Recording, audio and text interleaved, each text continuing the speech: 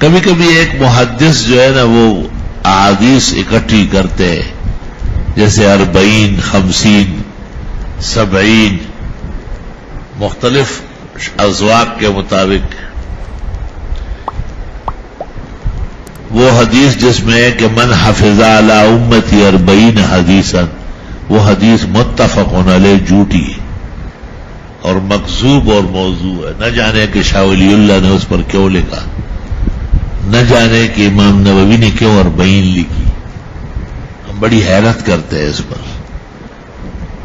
ذہبی نے میزان میں اور حافظ نے لسان میں اور اجلونی نے کشف الخفا میں اور ابن دبی نے تمیز الطیب من الخبیث میں اور سخاوی نے فتح المغیث میں اور سیوطی نے العالی المسموع میں صراحتاً تمام طرق نقل کر کے کہ لیس فیہ طریق صالح، ایک قابل اعتماد طریق نہیں.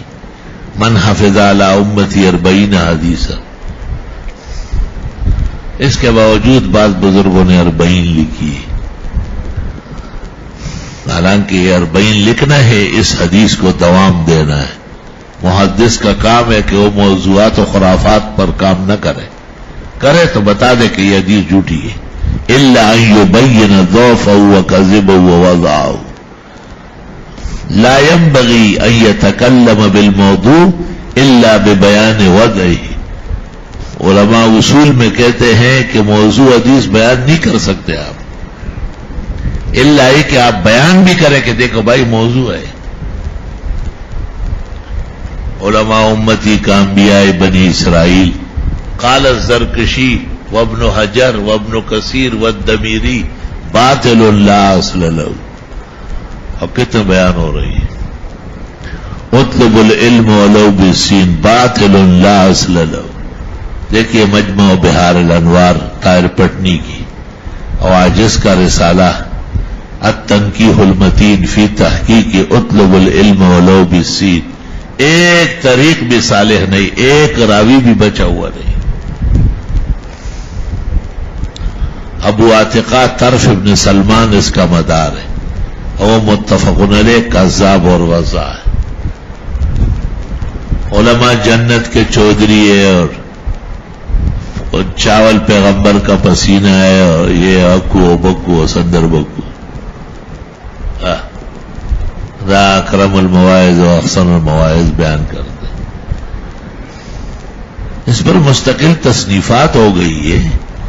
طالب اور عالم کا فرض ہے کہ ان کا مطالعہ کرے تاکہ اس کو صحیح اور سقیم کا فرق معلوم ہو جائے.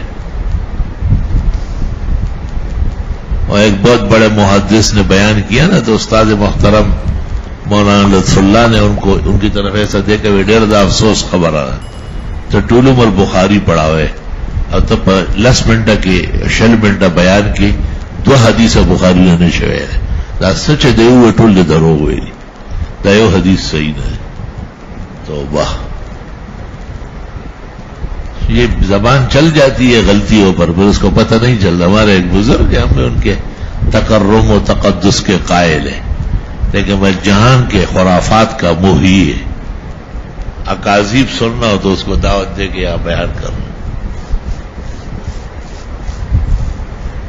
ایک دفعہ میں نے بخاری شریف میں دکھایا، مہمان تھے میرے، میں نے کہا دیکھو یہ لوگ بیان کرتے ہیں کہ حضرت اسماعیل نے پیر ہلائے اور زمزم نے کہا. میں نے بکواس کی بات ہے، اس طرح شان کے لائق نہیں، جھوٹی بات ہے.